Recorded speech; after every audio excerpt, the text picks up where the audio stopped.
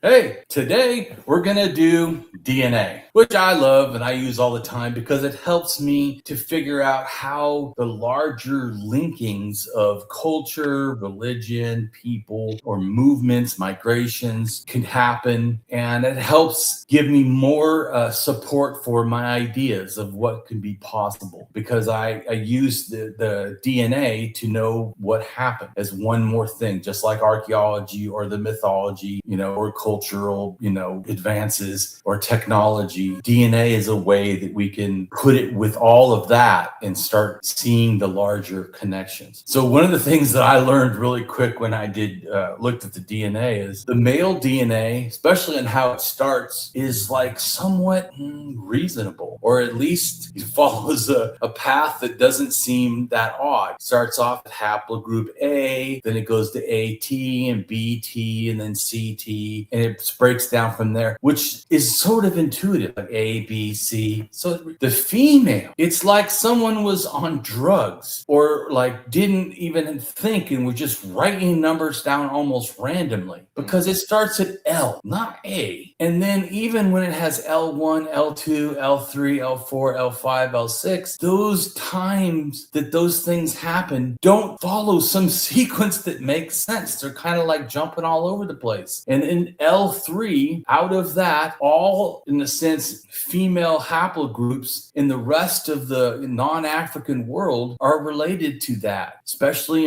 in its children, in a sense, of N and M, which also are not at the same time. And then they have all these weird haplogroups, right? Because like N, it has, A and S and X, and also has R, which then off of R, you get B, but you also get U. And then of course U has 1, 2, 3, 4, 5, 6, 7, 8, 9, but 8, not 9, 8, like somewhere in the middle, right? Or towards the end, randomly turns into K. You're like, what? Are you trying to make this confusing? No, it's like somebody put the whole thing in a blender. Yeah. It's all mishmashed. It is. And then M has E and has D and has C, but also has Z and Q and G. You're like, it was very hard when I first started to figure out what in the fuck was going on. It felt like it was intentionally, and I thought either someone was high when they did this, or they intentionally made this so confusing that someone who doesn't have a degree in this crap feels lost as hell. Because how can A somehow be younger than L, or N or M? What? That's what I was thinking when you first showed me the female haplogroups. It's really convoluted. It's not straightforward at all. No, not especially if you're first looking at it. It makes no intuitive sense. No, I don't even know they could. So, anyways, it's not. I didn't number them, so I don't know why exactly they did it so bad. Especially when I see they can do it better because the male one makes a little more sense. If I say CT, I know it's younger than BT and younger than AT and younger than A. Oh, that sort of makes sense. But anyways, what's weird too is CT then breaks into CF, right? So it gets confusing. It starts to get like the females, and then CF becomes FT. So how did we, with the C, we lost the T, but then we get it back with TF? See what I'm saying? Once again, what? Yeah. And then that breaks into G, H, I, J, K. H drops off, but yet then there still is H, I, J, K. G and H break off, but yet somehow H stays with the numbers. And then it becomes I, J, K, which makes more sense because you have lost the H. And then the breaks off into the K, right? And then K breaks back into LT. So you're back to the T that we had from the beginning with the AT, the BT, the CT, the FT, but then we lost T, and then by K, we pick it back up. you can see where this. So even the males is. Yeah, it's confusing if you don't know what you're looking at. When I first started, I was like, freaking, what in the hell? So if you guys feel like, you're lost, good. I felt like it for a long time. and I think that it's not wrong because literally it's not all intuitive like they could have done, you would think. Like, exactly why did you have to do it like this? Anyways. So here is in a sense reasoned speculations of the movements both at the beginning origins of humans in a sense at 300 KYA, and what that means, KYA equals thousands years ago. So it's 320,000 years ago, just so you know the time frame, and that's that little yellow or whatever. And in it says MTL, and MT is the mitochondrial or female DNA L, right? So, and we already said that the other map I showed that haplogroup L was the original female. Now it says Y, which is the male, AOA1. Now there's also a problem in a sense that you could say that this is a reasoned speculation or a justified speculation under my categories because we actually do not know the DNA of these hominids, but they're backtracking it because they know the DNA of the other hominid. So they're speculating on what it came from, just so you know. Because once again, all these kind of maps we're going to show, these are all reasoned speculations or justified speculations. General. Some of them may even have some aspects that are almost even loose speculation, depending on, not this one maybe, but some can be. And that has to do with my categories of levels of information. So go ahead and read my categories of speculation so people can understand what I'm talking about. Wild, unreasonable speculation. Loose, potential or possible, but not unreasonable speculation. Justified, some amount of evidence or reason for the educated guess, though less than well-supported speculation. And reason, well-supported educated guess that is related to good/strong evidence or sound reason, often of or from many sources or angles. That's reason speculation. Right, and that's the ones that I always aim for. If it's possible, I would like that all my speculations to be as close to reasoned speculations as possible, because I feel like those are the ones that are actually at least aiming at the target and have a potential for to be hitting either a bullseye or something within, a reasonable range. Not like just shooting off into the, the woods. Yeah. So then they say at 300,000 years ago, it was MTL and male YAOO. And then they say that it went from, that part of Africa down to Southern Africa, right? So it goes from sort of West Central Africa down to Southern Africa. And then it is the first time you see it's L1. So it's no longer L. L is the original L, and then L1 is not. Now, the issue is, where is L? Because if you look at a lot of different maps, they'll put L at different places. Real quick, we're going to go and see someone else where they say L is. See, they say L is further down, and it's on where it says MRCA, most recent common ancestor. That's L, okay? And that puts it where L2 almost is where they're saying L was, right? 300,000 years ago. Yeah. But this right here, this thing is only saying it at 150 to 200,000. So at 300,000, who knows? Maybe it was up there. You get what I'm saying?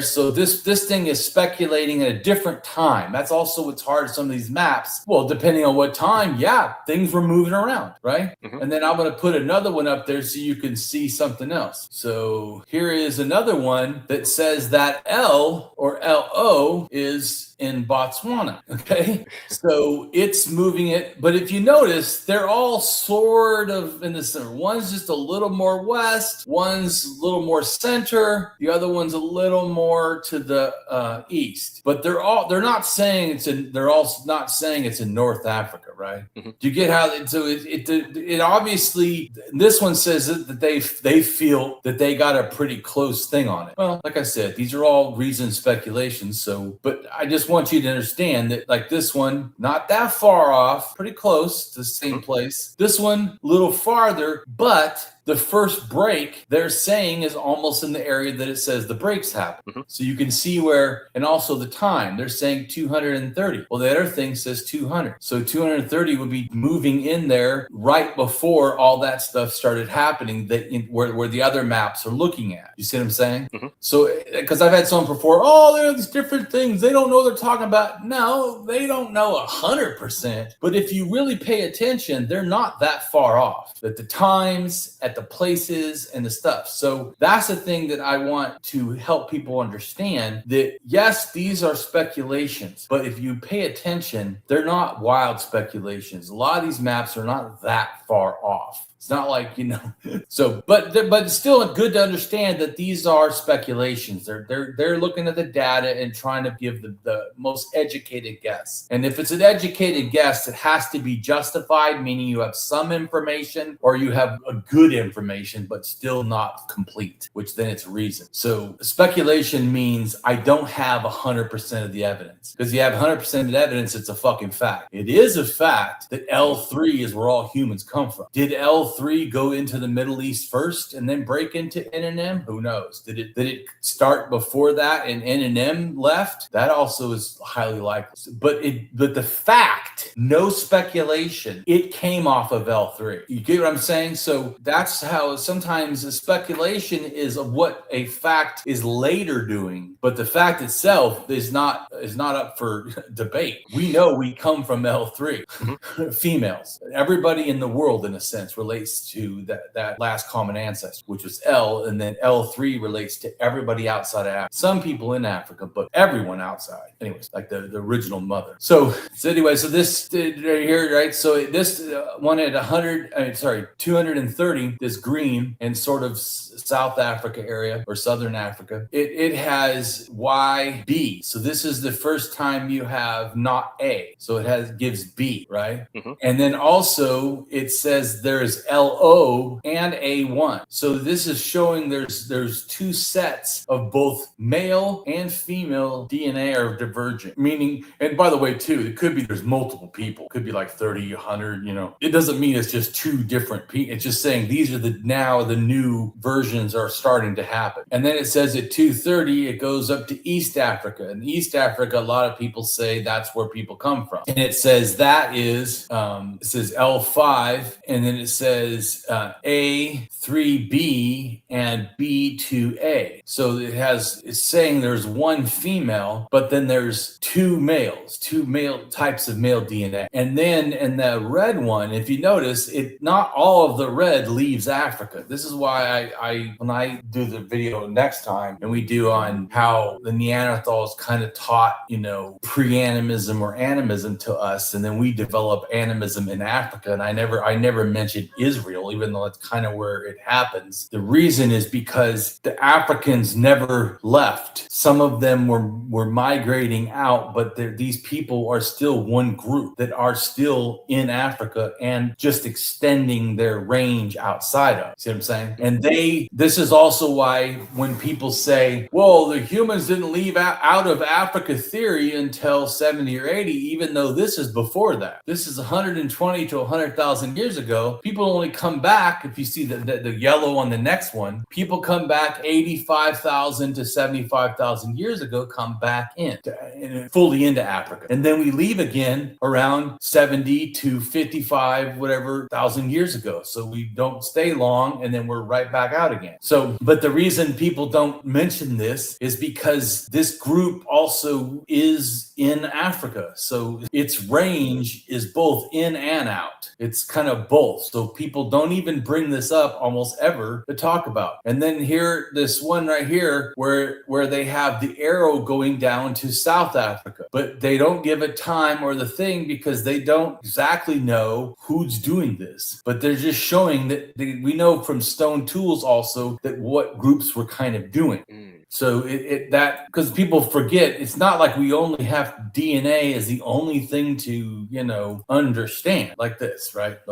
So we have have genetic evidence, which is the DNA, the Y, which is the male, right? And then the green is supposedly the light green you can't hardly read, which is who did that. But when you can't hardly read, that is supposedly the out of Africa. And then the MT DNA, which is the female. And it also, by the way, male and female, this doesn't mean that they couldn't have more chromosomes and been intersex or been feeling transgender. I'm just saying DNA wise that we don't know what these people's actual gender is. We're talking about their sex characteristics, just so people know. So this doesn't somehow like debunk that, and anyways. So, but my point is, so you have these different things, right? But then if you notice down here, it's saying the S&P, the stuff looks like it came from that part of Africa, which is not that far from those other two places, right? The other ones are saying. Remember, the other one puts it just a little more in the center, and the other one puts it a little more to the in the east.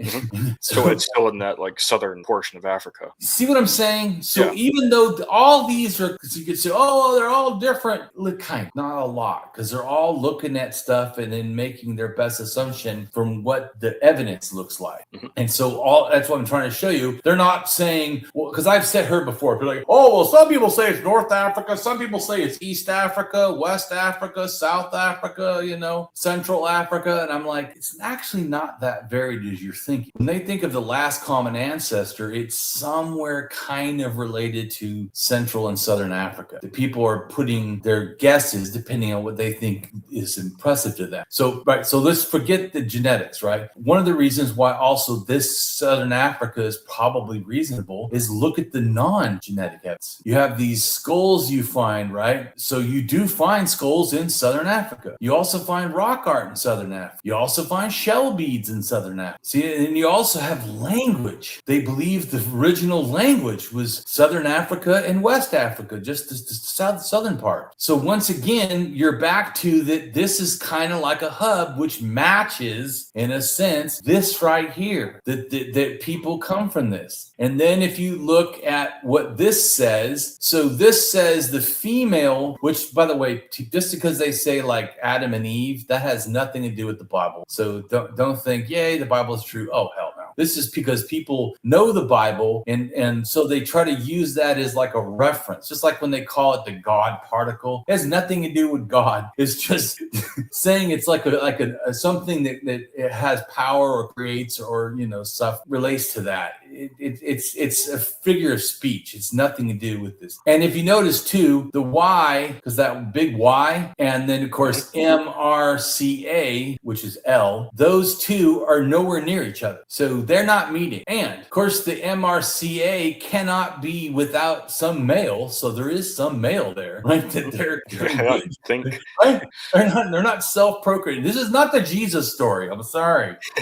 And the same thing with the Y. The Y is not up there having sex with another man and somehow producing a baby. Science may one day get there, but I'm certainly 250 to something, 1,000 years ago, maybe 300,000 years ago or whatever, 320 or 40. That is not happening. There is some female up there, even though they're not showing that. But remember, like I said, they're saying last common ancestor. So these things can be confusing. And also some of the other shit that they put on here, like they put T. See where that little, it starts blue, right? In like the Middle East. And then it becomes a red line, and then it becomes a gold line, right? Yeah, but that's not really explaining T very good at all. We're going to go to haplogroup T because you really need to see haplogroup T to realize how stupid that shit is.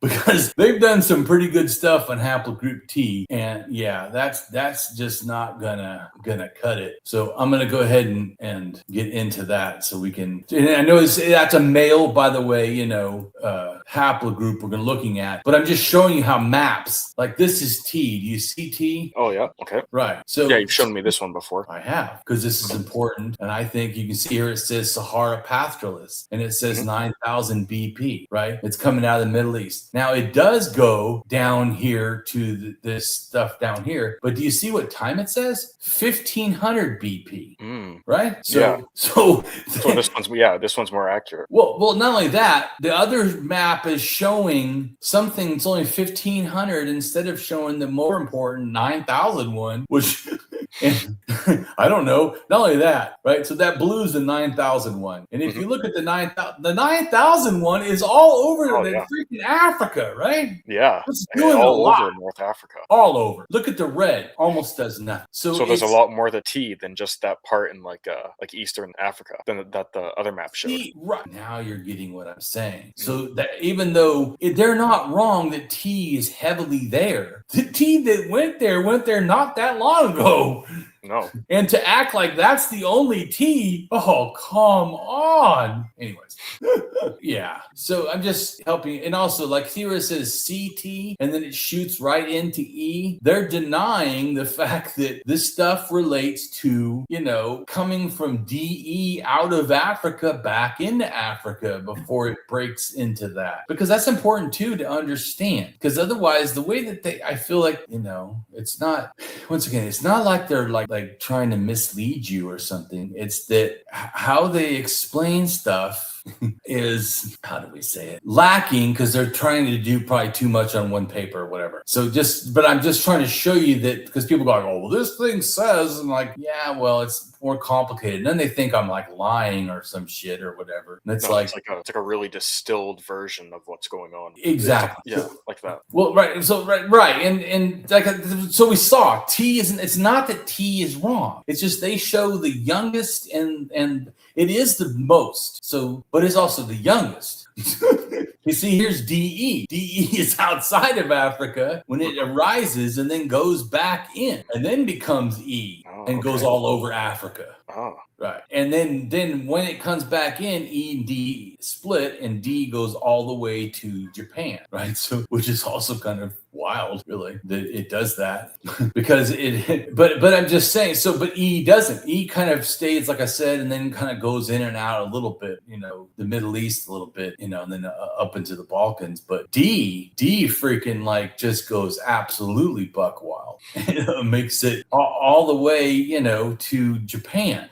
So it's important to understand that just because like these numbers sometimes for us, we would think like, oh, well, they must be exactly what they're saying or doing exactly what it seems like, but like I said too, it's not like these things are trying to lie. It's really hard to put all this stuff, as you're seeing, look at me just trying to kind of break it down and explain it. It's not super like easy like here, right? So here to go with the D, what D did. Do you see D leaves Africa and goes all the way to Japan, but also down to the Ammonese Islands.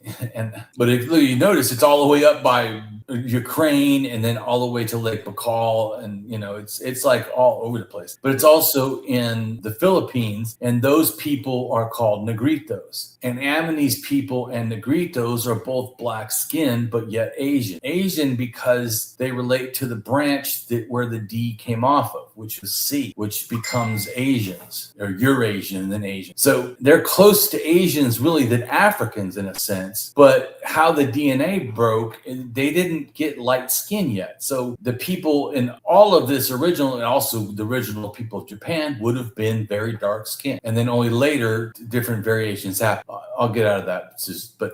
Just trying to help understand this stuff, because like I said, I know that it's a lot to try to figure it out. We're going to go back to the male and female. Now this right here shows two maps, and they're both showing just the female, just the MT or mitochondrial Eve or matrilineal descent DNA. And you notice they're not totally the same. No. Once again, the one is saying it's almost coming from South or Central East Africa, and the other one's saying Eve is on the bottom. One is saying it's coming almost from the west, where the other one is saying it's coming from the east, the E. So once again, you can see that, but it's not like they're pointing somewhere way far. It's a general region. You should understand, and that's also sometimes how I'll show you another one where they kind of just put the whole region of Southern Africa because that's safer.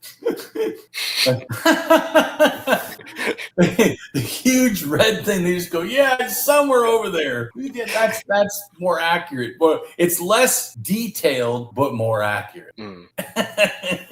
The speculation at that point is higher. Yes, it is absolutely reasoned to say that it came from there, even though it's less detailed. Less detailed, but it's been narrowed down to that huge region. Which is more accurate. Absolutely. People are throwing, remember, a thing all over the place, but all over the place in that region. So that is, in a sense, the most reasoned speculation, even though we dislike it because it's the most broad. You're like, wow, that doesn't help for shit. Or they're going, yeah, but it's accurate. You're like, but it's not detailed. That's what I was trying to get you to understand. Sometimes the detailed thing that we do like, and I try to get it as detailed as possible, but sometimes it's so undetailed, our real understanding, that this less detail ends up with a higher reason speculation, because it is absolutely true. Who would disagree that it has to be in there? Almost all those maps would be like, well, yeah.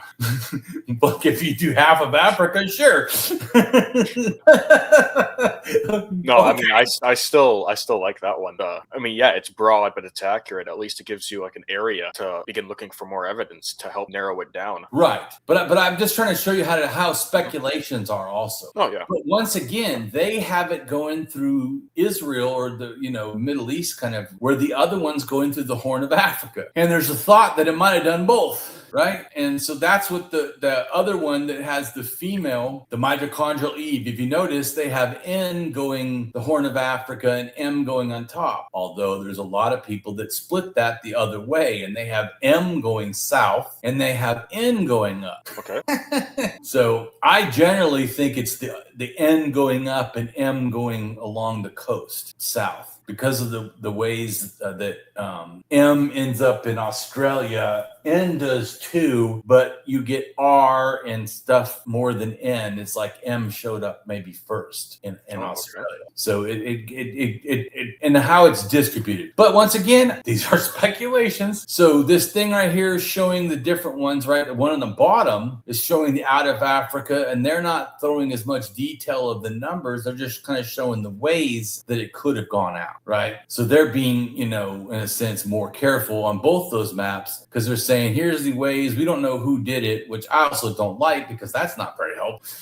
Doing research to just give such broad things like, okay, yeah, it's not totally wrong, but God, how is it even right? So it being helpful. So it can be hard, because especially, like I said, when you're trying to do research. So right here, right? So we have CT, right? And and like I said, E, it says but remember, there was DE came back. So, but then it has it go and it becomes F, but it still was C, by the way. It didn't stop being C. It just, F was a branch. All humans' male DNA practically relates to F. A lot of them, because you see it as T, L, K, P. P turns into Q and R, and then N and O. Anyways, so it's, and then of course LO in Africa, that stayed in Africa, it also moves around and diversifies, and you see the different times. Down in South Africa, it's 128, and then it moves a little bit north, 119, moves a little more north, becomes 98, and then moves more to the east, right there, almost and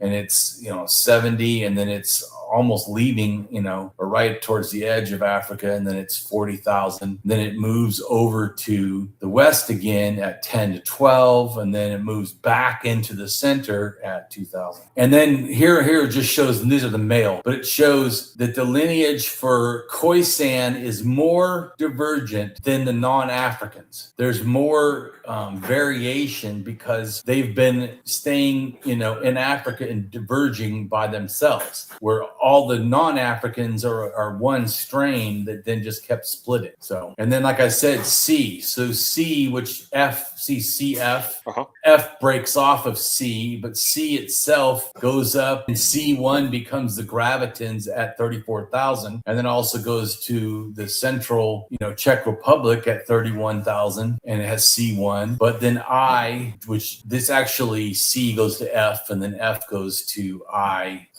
J in a sense, or actually it's G, H, I, J, K. But anyways, eventually gets over there to I and J, and then I and J go in, but I, J, K also had to gone in somewhere to Europe because the graviton DNA. So that's an important thing to look at. We're going to look at that real quick so you can see that some of the stuff in the gravitons is their genetics is showing up as, which I'll put us on that. So before the gravitons is the Orcanation culture. And the Orcanation culture are the early, modern Europeans. These are basically cDNA male and I. But cDNA was first. See, C1A and then K. And then their mitochondrial female was N, R, and U, but eventually everyone in Europe becomes U. But see, it has M too. C1A and M, the paternal. Then the other one is the other one. So anyways, let's go back to the gravitons come in, but they branch off of that same C, so they have C also, just like the other ones had C, so they both had C. But they have more stuff. See, they have C1A2. The other one, the Orcanations only had C1A. This one is C1A2. Okay. But they also have BT, which if you click on BT right here in this map, it says out of Africa, and the other colors mean not out of Africa, which is wrong because BT is way up there saying it's not in Africa, but it is because the gravitons have it. And then CT also, it says only in Africa, not out of Africa, but that's wrong because we'll go back. It has, look, see haplogroups. Yeah. It says the gravitons, 8 males include Y haplogroup CT, one of I, one of IJK, one of BT, and then one of C1A2, but also one sample of F. And F comes from, like I showed you, over there in India. Mm-hmm. Ooh, that's pretty far. Right. Well, K is over there near F, right? So K, and then, the R is wrong because P actually goes all the way to Lake Baikal and becomes R. So that's actually wrong. And Q was actually higher up too. So that the R part on there, that's wrong. And also LT probably went all the way to Middle East before it broke. It didn't break right where they're saying. But it's once again, all this stuff is just reason and speculation. So I'm just showing you this stuff they're saying, but if you notice, they say the majority of the samples belong to female U, especially U5 and U2. And eventually U5 becomes like the majority, where the Magdalenian, which is another culture at 21 to 13, the Soltrian at 22 to 17, the epigraviton, they start having, because epigraviton is, which I recently made a thing for epigraviton because I was trying to show the epigraviton. I wanted to explain how it had R, but the R came from the Middle East, and it had U5 from Europe. And then where it see that little tiny dot in Georgia, it says Y DNA. They consider that epigraviton probably because of stone tool. Epigraviton is J1 and K3, which to me would not be part of the main group, where the little part in Turkey is part of the main group that came into Turkey and is kicking back by the coast. But the one people, because they're going to bring this up too. Some people go, oh, well, Damien, epigraviton also has to do with J1 and K3. And I'm like, literally has nothing to do with the entire rest of the whole culture. That little tiny dot, one cave with one person had or whatever has this. Come on, that's not the thing. But I also wanted to explain that epigraviton, like having blue, pre-R1b, which R1b comes from the Middle East, sometime around 14,000. The pre stuff would have been IJK, I, or C1. That would have been the DNA that was there that they took over. But anyways, it's important to understand these different, to me, these different DNAs. So I feel like, people, they want to like look at those things and feel like they're all correct or they're not correct. And it's not, I don't feel like I said before, I don't feel like people are trying to lie. It's complicated and they're trying to show. So this is my statement, which we're going to do a blog later on when we do the going into, totemism. I feel like that this matriarchal clans of haplogroups haplogroup U, which goes L to L3 to N to R to U, and then from U branches into those different things, and you get, I show the stars where the DNA is. The R, we know, went all the way up to the Yukish man at 45,000. It went way up there. So even though U is there, R didn't just stay in the south, it went way into Siberia, which is also important because it then goes to Lake Baikal, which I don't show here, but right in Lake Baikal, right outside of it, is not the specific ancient North Eurasian, but the culture that branches right off of it, the first one at 20,000. They have R1b female that has the first light hair, light skin kind of allele. So, but that is important to understand that was already in Siberia, right? At 45,000 with the Yukish man. They used to think it was original version of U.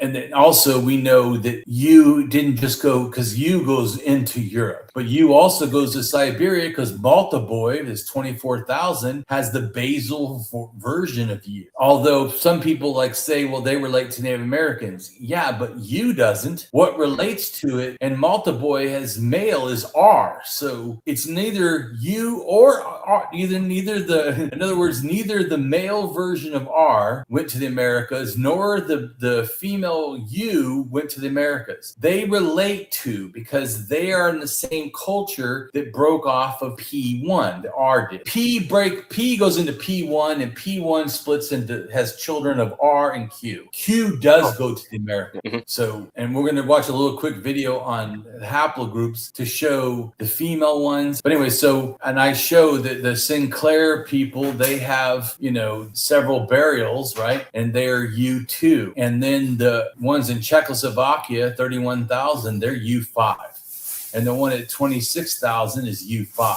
But if you notice, the one in Czechoslovakia has U5, but also U8. And U8 actually is haplogroup K, which can be female, which can be confusing, but it's actually just still part of U. Anyways, and then U6 is right here where this star is, right? And it's in the sort of Balkans area, right? And then U6 goes in 30,000 years ago into all of northern Africa. I'm going to show you that because it goes it just shows that all this stuff is moving around. So stuff does leave Africa, but then some stuff goes right back, which is, because that's what DNA does. It doesn't give a shit about, your opinion. So this purple thing is U6 going back into Africa. So I'm just really roughly, I don't have the things, but the DNA goes from 300 and whatever thousand years ago in Northwest Africa to Central West Africa to Southern Africa to East Africa. Then it goes out with cDNA, and then cDNA starts to come back, but then that's male. Then the female's with them, right? The R and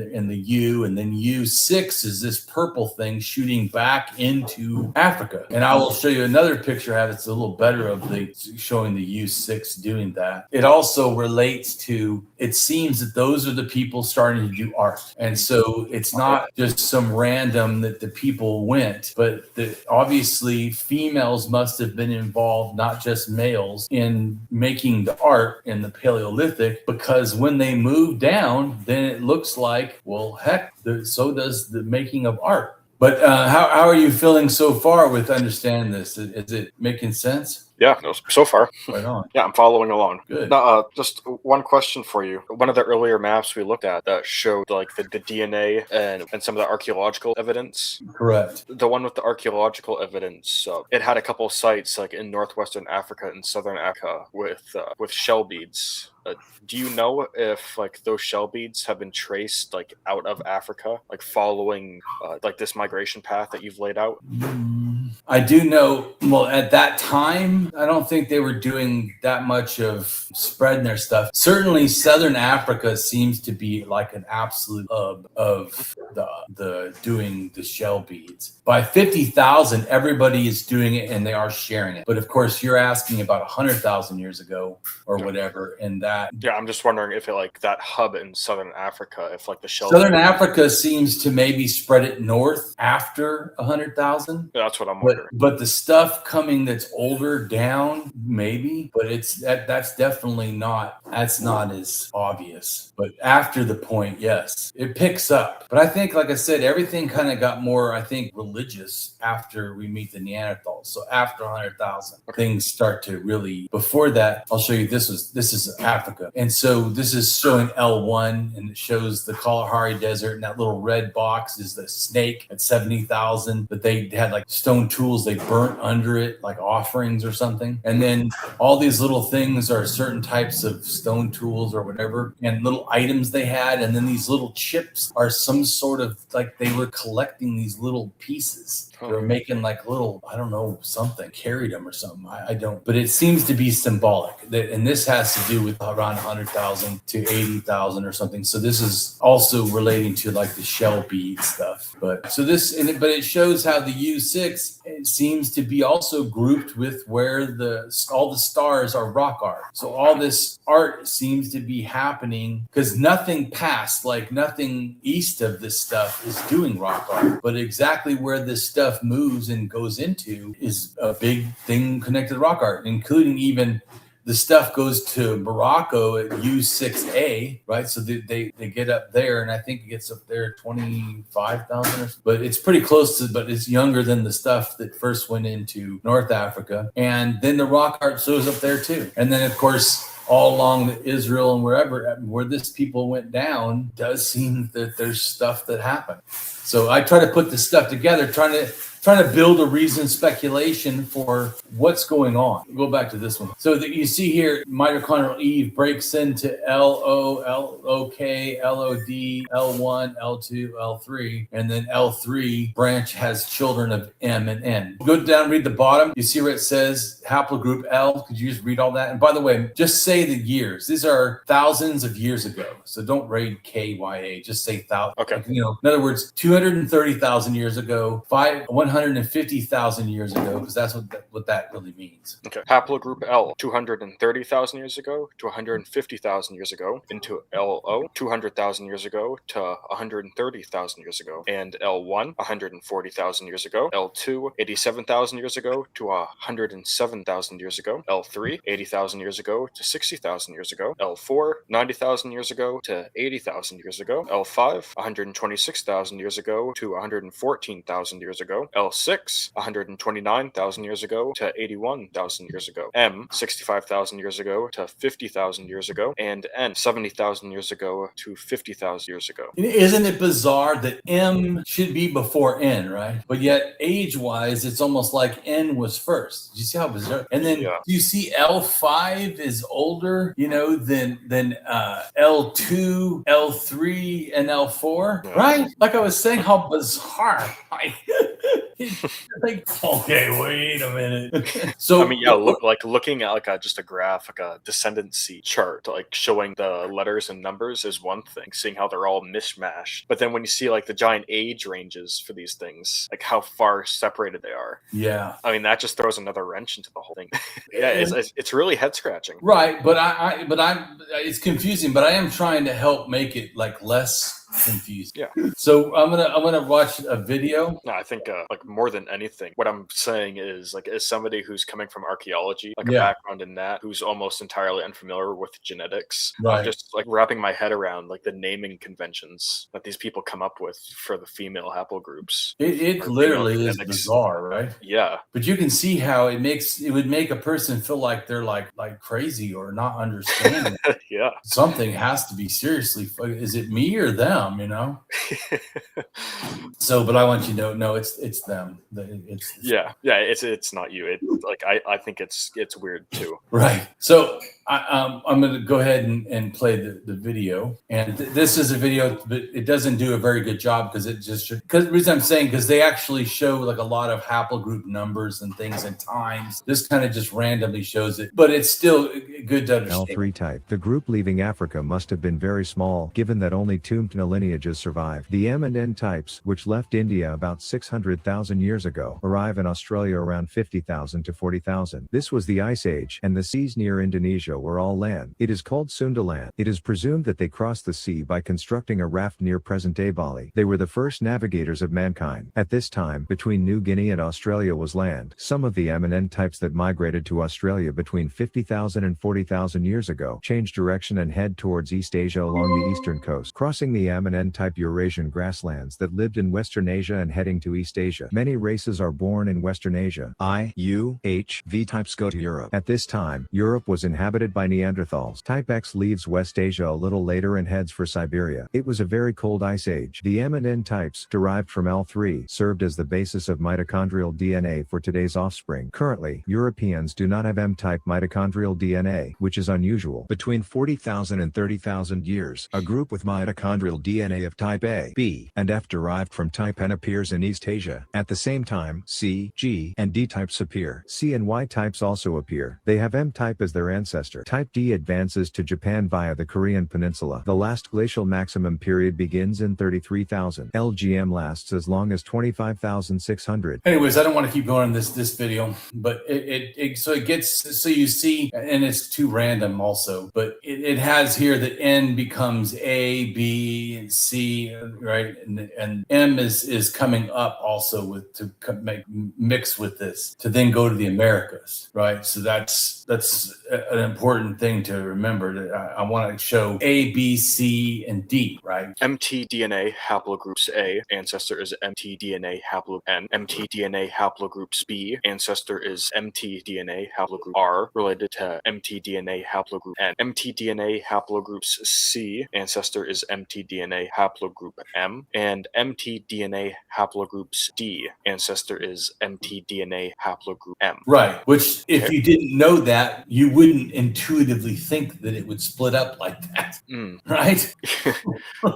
Yeah, because I'm reading the thing you sent me, and I'm looking back at the map, like trying to like figure out like how that would have happened. Right. Yeah. But this video is just kind of like get you sort of familiar with all this stuff that's going on, right? I know, and it's helping me out. Right, and it's so putting it more into context. Well, that's the goal. So when we go back to when they left, right? So if you notice on this map, it more splits in the Middle East and then is going all the way over to the Americas, and then the top one, and then the bottom one, it shows the C, D, A, and B all happening in Central Asia, sort of. So the one is, once again, as you can tell, it's speculations because one is showing them almost in the Middle East happening, and the other one's showing like in Central Asia. But if you notice, once again, those two areas are not like that extreme. You get my point? Uh-huh. They're not saying it's happening in France or in Australia. You get my point? Yeah.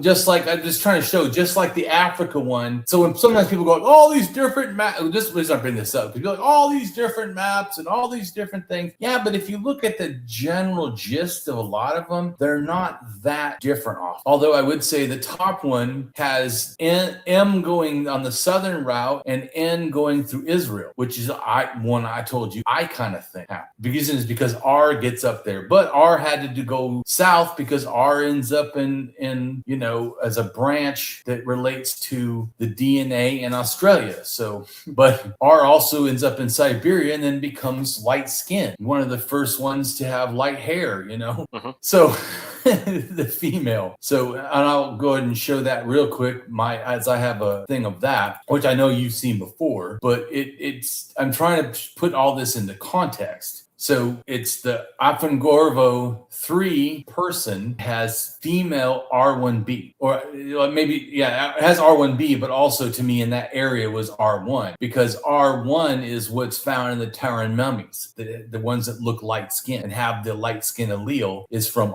an R1 original, which comes from Siberia. But that particular Apengorvo 3 has R1b. And then R1b is what the people if you go straight to the west, right, which is the Eastern hunter-gatherers, they have mtDNA R1b. Yay! the same as Othangoro. So almost a direct lineage, right? And they're 13 to 14,000. And they have two different white skin alleles. So they definitely have light skin by two versions. But off of the R1 version, R1A female, 13,000 years ago, goes into the Cossack hunter-gatherers. And they have a different, only one allele of the light skin. And I give it SLC24A5, where the Eastern hunter-gatherers, they have that, but they have the other one too. They have SLC24A5, but they also have SLC45A2. And the AF, that 9,000 that goes into Europe, that is the, in a sense, it was the farmers. I don't call it that name. The Anatolian farmers. That's it. Yeah, Anatolia farmers. I was trying to think. I never call it that, which of course makes archaeologists like so upset that I don't use that. Like, yeah, whatever. Okay, hate me for it. Who cares? But so the Antonola farmers, they have both alleles. They have, because some people try to say they just got their stuff from the Cossack Mountains or Caucasian, but that's not correct because they have two alleles and the Caucasians only have one. So they get theirs also from Iran because Iran has the other one. The same. So together, the Caucasians at 13,000 and Iran at 10,000 that came down with our two male DNA, where the Caucasians got theirs from the R1A female DNA. Then both of those end up in Antonola, or Turkey, like I like to call it. And I also don't spell it the new Turkey way because I only write English. So, and I'm not trying to be offensive to people from Turkey. That's great. And when people write in Russian or the weird, squiggly things, I don't do that.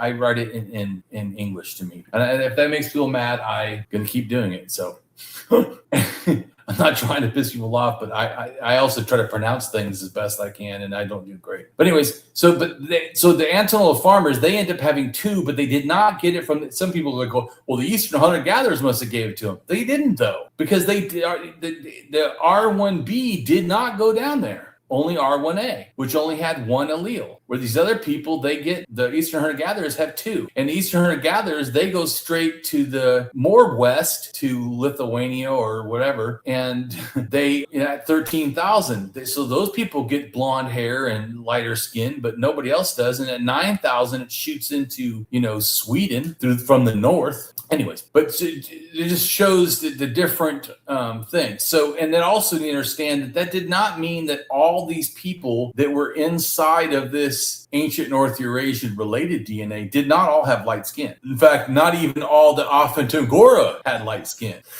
And then the ones that were light, they immediately left for who knows what reason, but they left. And also Graham Hancock, they did not go to the Americas. So no. And since it's 13,000, it's certainly after your 20,000, year thing. Even if they did go at 24 or 20,000, that did not give them light skin. No one had light skin yet. So yeah. Anyways, moving right along on that one. Back to the other thing. So it's important to you see that these different breakdowns and how they get to the stuff. So we're also going to read a little bit because now that I've talked and kind of like try to give like a really quick rough draft, I think it's important to read the Mitochondrial Eve and what it says. So I'm gonna have you go ahead and do that because now don't you feel like you're a little more like aware of what's happening? It's not like you're like gonna read it and totally be feeling out of sorts. In human genetics, the mitochondrial Eve, more technically known as the mitochondrial most recent common ancestor, shortened to MT-Eve or MT-MRCA, is the matrilineal most recent common ancestor, MRCA, of all living humans. In other words, she is defined as the most recent woman from whom all living humans descend in an unbroken line purely through their mothers and through the mothers of those mothers, back until all lines converge on one woman. In terms of mitochondrial haplogroups, the MT-MRCA is situated at the divergence of macro haplogroup L into LO and L16. As of 2013, estimates on the age of the split ranged at around 155,000 years ago, consistent with a date later than the speciation of Homo. Well, it's even actually, as you know now, way later than that because they said 200,000 years ago we were in South Africa. So this is not even even trying to contest that. It's saying, yeah, way later. Right. So, and then see it's out of Africa. So, you see here it says the male analog to the Mitochondrial Eve is the Y Adam. Well, yeah, I was just waiting for you to scroll the page. Yeah, that's fine. Yeah, the male analog to the mitochondrial Eve is the Y-chromosomal Adam, or YMRCA, the individual from whom all living humans are patrilineally descended. As the identity of both matrilineal and patrilineal MRCAs is dependent on genealogical history, pedigree collapse, they did not have lived at the same time. As of 2015, estimates of the age of the YMRCA range around 200,000 to 300,000 years ago, roughly consistent with the emergence of anatomically modern humans. Right. And so if you look over here at that picture they have, you see where it's talking about the mitochondrial L, and it says possible time is 100,000 to 230, which of course that's 130,000 years. That's a long time. Oh yeah. So the name Mitochondrial Eve alludes to the biblical Eve, which has led to repeated misrepresentations or misconceptions in journalistic accounts on the topic. Popular science presentations of the topic usually point out such possible misconceptions by emphasizing the fact that the position of MT-MRCA is neither fixed in time, as the position of MT-MRCA moves forward time as mitochondrial DNA, mtDNA, lineages become extinct, nor does it refer to a first woman, nor the only living female of her time, nor the first member of a new species. right, because we already said it's the most recent, not the most old. Yeah.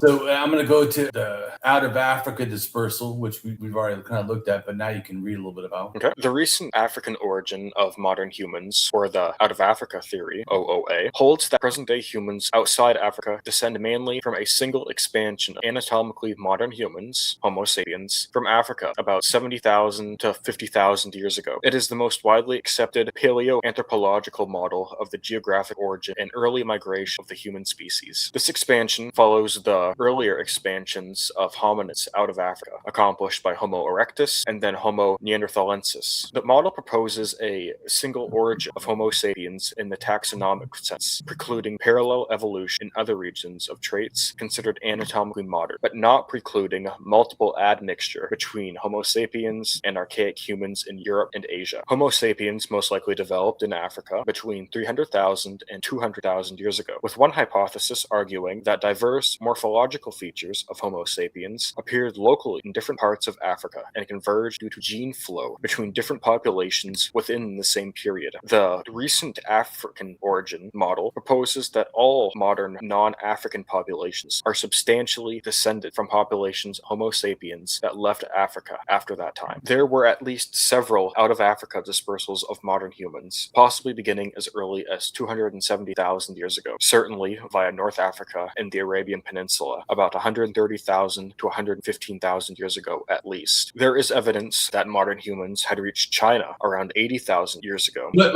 pause for a second. But all of those died out or did not keep procreating. Other modern humans never met these people. Practically all of these early waves seem to have gone extinct or retreated back, and present-day humans outside Africa descend mainly from a single expansion about 70,000 to 50,000 years ago via the so-called southern route. These humans spread rapidly along the coast of Asia and reached Australia by around 65,000 to 50,000 years ago, though some researchers question the earlier Australian dates and place the arrival of humans there at 50,000 years ago at earliest, while others have suggested that these first settlers of Australia may represent an older wave before the more significant out-of-Africa migration, and thus not necessarily be ancestral to the region's later inhabitants. Right, because the genetics show that the people now all relate to the same people from East Asia. So they're not special. There's nobody an older human or something. All of us, you, me, and all of them are all part of the same batch that came out. Although there's people that showed up earlier have nothing to do with that. Just like we're gonna do the thing next week where we talk about what the Neanderthals did and possibly teaching us, but that doesn't mean that those Neanderthals and those people that came out with them, stayed outside Africa and then taught us. They went back to Africa or died off. They didn't continually live outside of Africa, which we talked about DE, remember, coming back. So yeah, which like I know it can make it confusing, but it's only confusing because we want like it to be simple, and reality's not. No.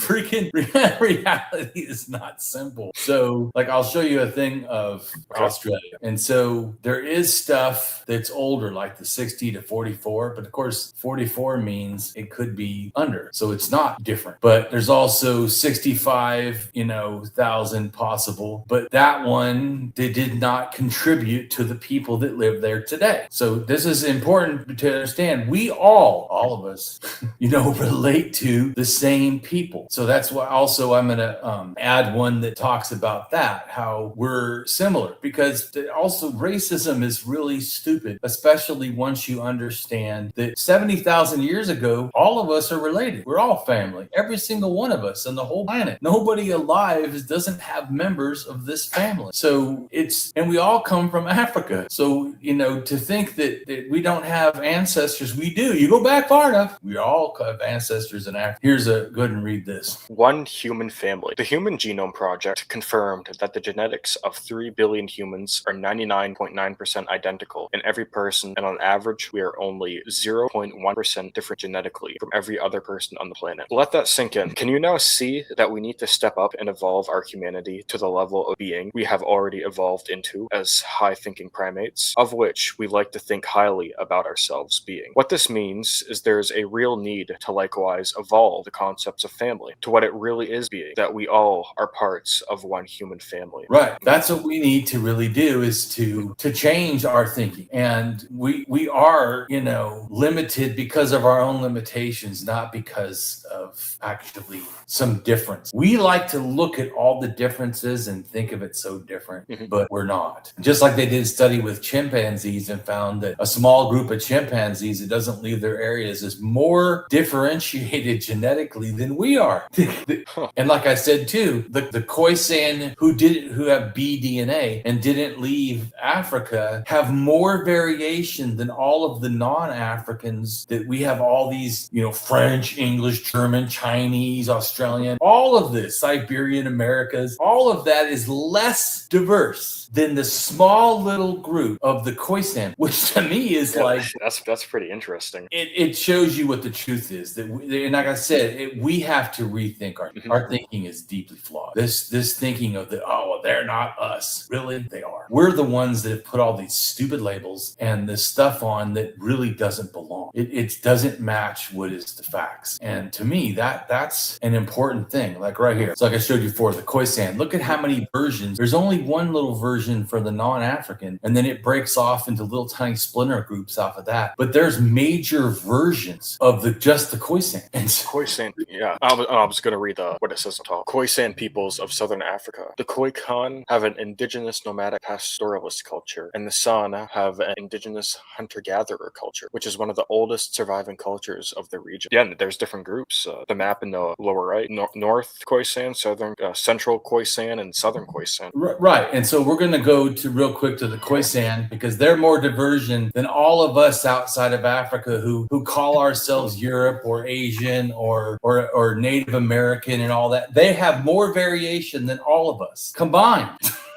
So Khoisan, or Khoisan, is an umbrella term for the various non-Bantu indigenous peoples of southern Africa who traditionally speak non-Bantu languages, combining the Khoisan and the San peoples. Khoisan populations traditionally speak Click languages. They are considered to be the historical communities throughout southern Africa, remaining predominant until Bantu expansion and European colonization. The Khoisan have lived in areas climatically unfavorable to Bantu, sorghum-based agriculture, from the Cape region to Namibia and Botswana, where Khoisan populations of Nama and Damara people are prevalent groups. Considerable mingling with Bantu-speaking groups is evidenced by prevalence of click phonemes in many southern African Bantu languages, including Xhosa. Many Khoisan peoples are the descendants of an early dispersal of anatomically modern humans to southern Africa between 150,000 years ago. However, see below for recent work supporting a multi-regional hypothesis that suggests the Khoisan may be a source population for anatomically modern humans. Their languages show a limited typological similarity, largely confined to the prevalence of click consonants. They are not verifiably derived from a single common proto-language, but are split among at least 3 separate and unrelated language families: Ko, Kwadi, Tu, and Za. It has been suggested that the Khoikhoi may represent late Stone Age arrivals to southern Africa, possibly displaced by Bantu expansion reaching the area roughly between 1500 and 2000 years ago. San are popularly thought of as foragers in the Kalahari Desert and regions of Botswana, Namibia, Angola, Zambia, Zimbabwe, Lesotho, and South Africa. The word San is from the Khoikhoi language and refers to foragers, those who pick things up from the ground, who do not own livestock. As such, it was used in reference to all hunter-gatherer populations who came in contact with Khoikhoi-speaking communities, and largely referred to their lifestyle. It made distinction from pastoralist or agriculturalist communities, and had no ties to any particular ethnicity. While there are attendant cosmologies and languages associated with this way of life, the term is an economic designator rather than a cultural or ethnic one. Right, and cosmologies are generally the basis of your belief about the world and thus your religious,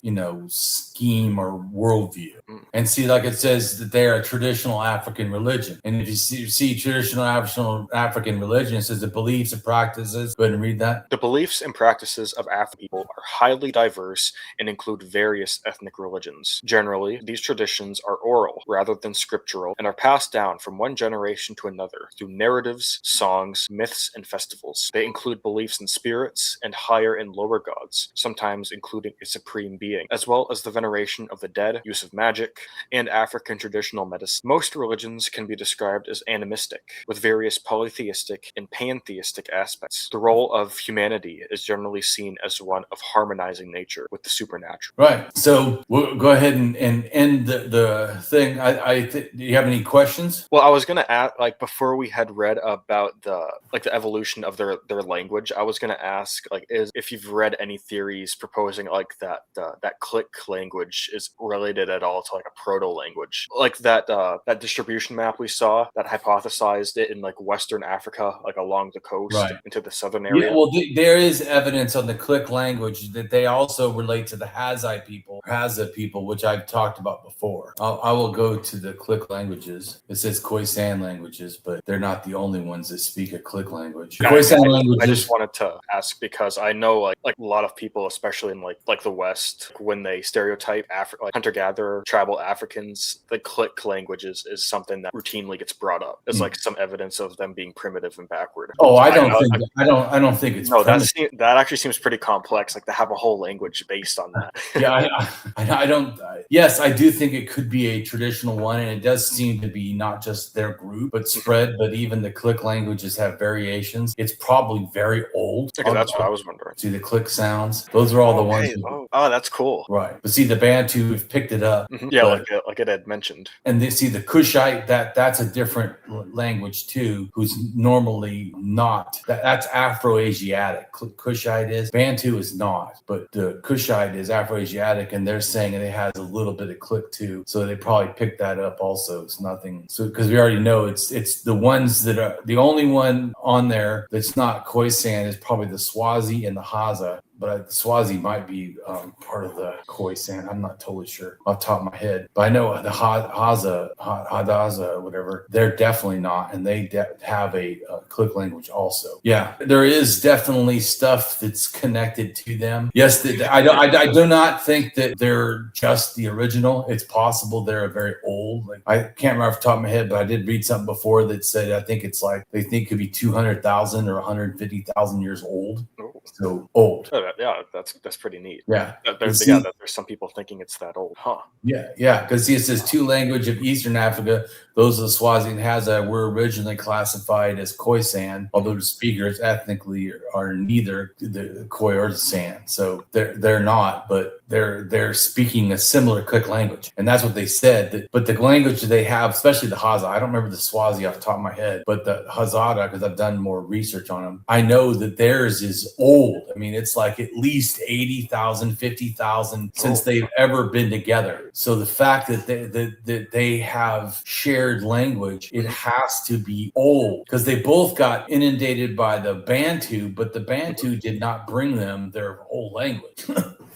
And if it did, it would be more similar. The fact that it's not tells you. So yeah, I don't remember exactly everything about it, because I haven't been thinking about this stuff. And they think it was over there. Remember when I showed you the language? Yeah, that's what I was talking about. Like I was wondering. Right? Yeah, like right? that whole zone. That whole zone. Of Western Africa. Yes, remember I showed you. Yeah, the language and also the DNA over in that area, and then you understand. Well, that kind of matches with the Khoisan languages, right? Look, that's something I've been doing, just piecing this all together. Like this southern hub, the DNA moving northward out into Eurasia, and the dispersal along the coast into Australia, migration into Siberia. And all the ones in the world are connected. At least I think it's 134,000 off the top of my head.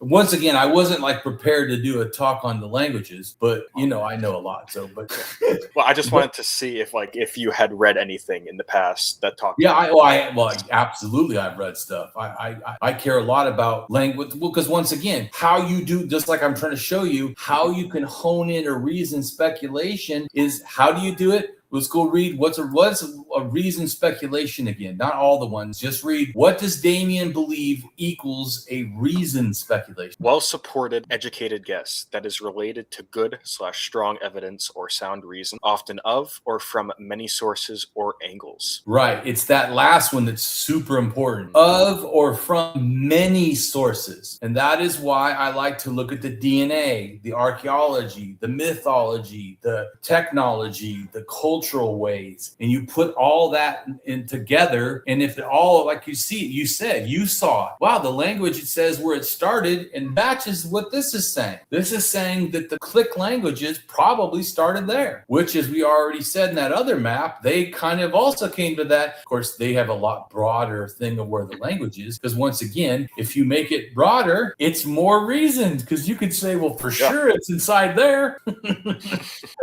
Anyways. Yeah, that's pretty cool though. Right. So, and I appreciate your question, even though you kind of threw me for a thing I wasn't planning on addressing that. I didn't mean to No, I appreciate it. Like I said, I do know a lot. So as you know, you've realized I can jump into stuff because I have really looked into, like, cause some people, they may know, say, DNA of the whole world, but not all.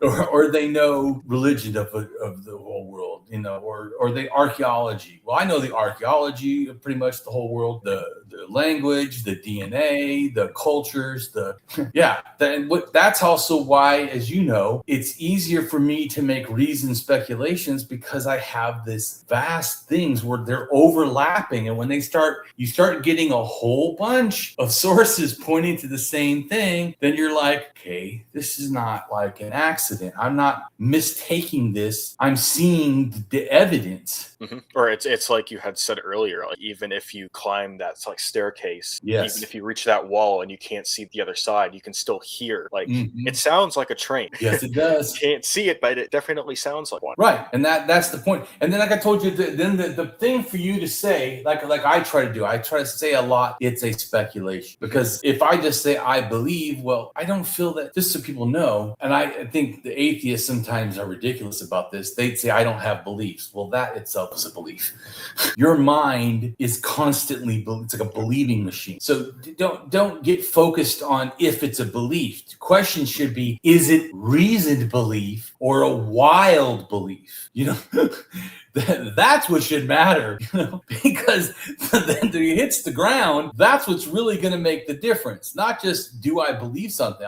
So that's why I really don't like when people say, well, I believe. Well, that doesn't really tell me crap if you believe it or not. People believe total effing bullshit. People believe Graham Hancock. That doesn't, whether or not Graham Hancock believes him, I don't know, but you would hope that he does believe his own bullshit.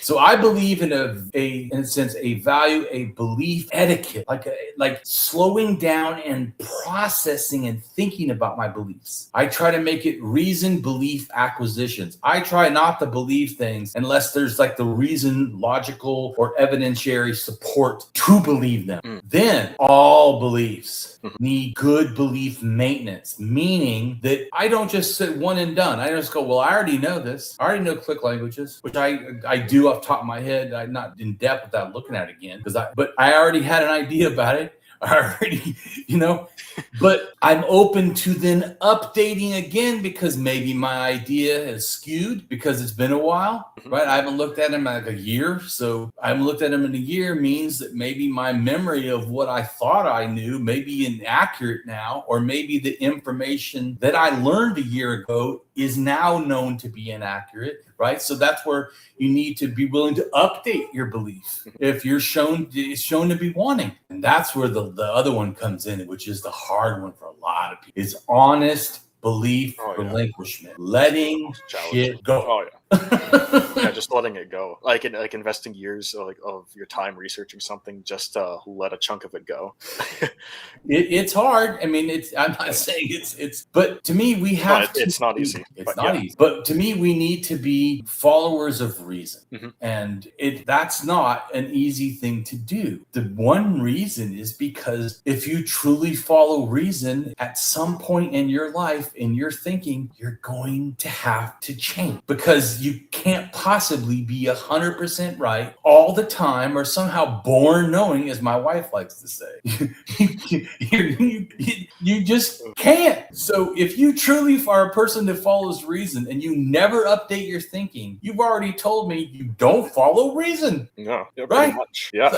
No, it's not pretty much. It's 100%. There's a sound reason, I can tell you. If you never change and update your thinking, Dylan, then I know that you allow error, because no one, not me, not you, not anyone, is ever 100% right for their whole life on everything they think. They just aren't. And anyone that thinks they are is already showing that they lack good reason. It's simply that simple.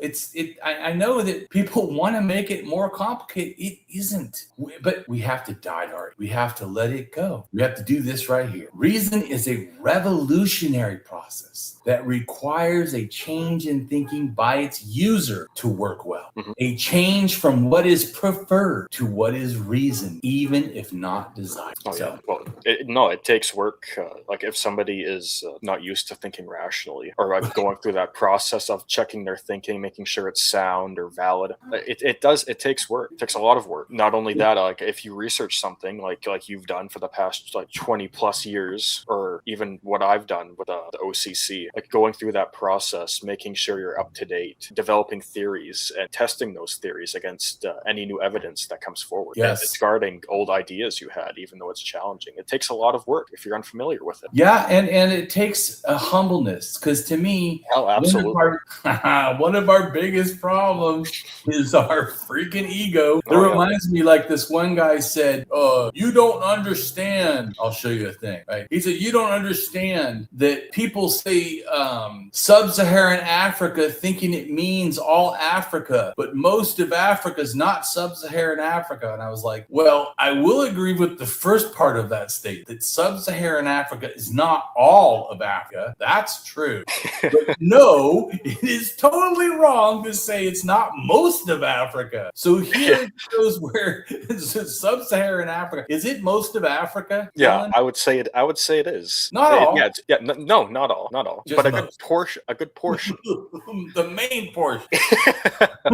a decent chunk of Africa. But what it really means is it means the areas below the Sahara. But the Sahara is basically, I show a thing, North Africa. So you're basically saying everything under North Africa is basically sub-Saharan Africa. So it does mean a lot. But I do agree. People sometimes think it just means Africa in general is sub-Saharan Africa. But that's wrong. But it's also wrong to think that it's not most of Africa, because it is. And that's where we need to be accurate. We need to think accurately, and we need to be willing to update our thinking and making sure it's correct. So, and I appreciate you a lot, Dylan, for, coming and doing this video. I know that DNA was not something that you felt super comfortable with, but Oh, no. I think it's important because if you can start looking at DNA more and understanding and utilizing that to support your thinking of how these groups are moving around.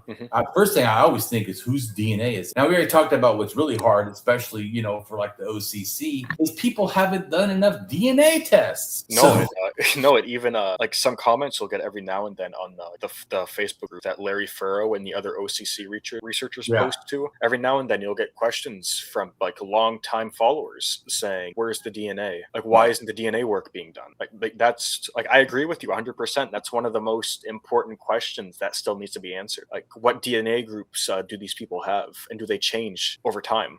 Exactly. And it would be really great too, not just to know big groups, like telling me that they have Q and C. Well, that's not very helpful. Which Q? Because there's a whole bunch of versions of Q. I mean, there's Q that came in at probably 20,000. There's Q that came in at 14,000. There's Q that came in at about 10,000. There's Q that came in at about 7,000. There's Q that came in at 5,000 or 4,000 or maybe even 1,500 or 2,000. There's a lot of different Qs. So knowing which you're talking about is super important, because it also, every time they come in, they have different technology, different religion ideas, and whatever cultural ways, so yeah, it is sad, but at least, you're able to now, I think, navigate probably the DNA better. And everyone watching, I hope you learned a lot too. I know that it took me a while to feel even like I wasn't drowning with the DNA because of how literally complicated it is. No, yeah, just you and I talking today about DNA, going through all these different maps, including some of the ones you've designed in your reasoned speculations for different movements. It's made me more confident thinking about ancient DNA, I'd say. Good. I'm happy to hear that. And I hope that everyone else watching also was benefited. And if not, I hope at least you just had fun. All right. And take care. And always, to me, let reason be your master. And may we all master reason. Yeah. So go ahead and tell us where to find you and all that good stuff. Okay. You can find me on X, Reddit, and Blue Sky at CopperViolette. You can email me at CopperViolette@gmail.com. I have an academia.edu account. I go by Dylan Violette on there. And I have a Facebook account that I also go by Dylan Violette on there, in case you wanted to reach out to me there. You can find me posting on the Old Copper Complex and Ancient Waterways America Facebook group or the Misquabic Facebook group, usually. Right on. So next time we're going to do our video on the, since modern humans meeting the Neanderthals in the Middle East, especially Israel, and them giving us what seems like new technology and culture and, I think, religion. All right. Take care. Yep.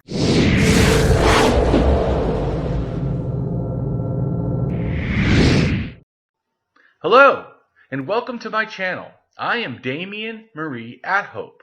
In the simplest terms, I am an atheist-humanist philosopher and prehistorical writer-researcher at DamienMarieAtHope.com. I am specifically an axiological atheist.